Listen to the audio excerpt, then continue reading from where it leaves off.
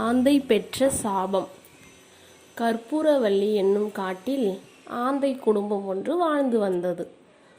ஆந்தைக்கு 2 குஞ்சுகள் இருந்தன. ஆந்தை குஞ்சுகள் வளர வளர அம்மாவிடம் பல கேள்விகள் கேட்க ஆரம்பித்தன. ஒரு நாள் ஒரு ஆந்தை குஞ்சு, அம்மா, எல்லாருக்கும் பகலில் தானே உலாவி கொண்டிருக்கின்றனர், நாம் மட்டும் ஏன் பகலில் தூங்கிட்டு இரவில் வரையும் இறை தேடுறோம், இது ஏன் என்றது. நமக்கு பகலில் கண் தெரியாது, இரவில்தான் கண் தெரியும். அதனால்தான் நாம் பகலெல்லாம் தூங்கிவிட்டு இரவில் சென்று இறை தேடுகிறோம் என்றது தாய் ஆந்தை. ஏன் கடவுள் நம்மை மட்டும் இப்படி படைத்தார் என்று கேட்டது இன்னொரு ஆந்தை குஞ்சு. கடவுள் மேல் தவறில்லை. முன்னொரு காலத்தில் நம்முடைய முன்னோர்களில் ஒருவர் செய்த தவறைத்தான் நாம் இன்று அனுபவித்து கொண்டிருக்கிறோம் என்றது தாய் ஆந்தை. அப்படி என்ன தவறு செய்தார் என்று கேட்டன ஆந்தை குஞ்சுகள். ஒரு முறை நம் முன்னோர்கள் ஒருவர் காகத்திடம் நட்பாக இருந்தார். ஒரு நாள் அந்த காகத்திற்கு உடல்நிலை சரியில்லை.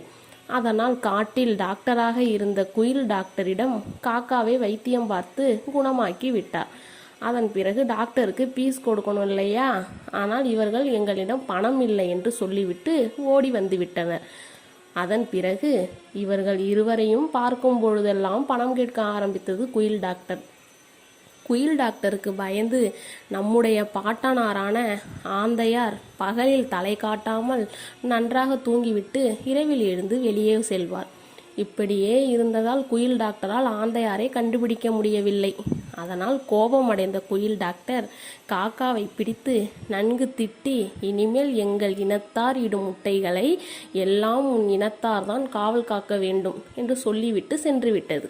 அன்றிலிருந்து குயிலினத்தார் முட்டைகளை காக்கை இனம் வளர்த்து கொண்டு வருகிறது.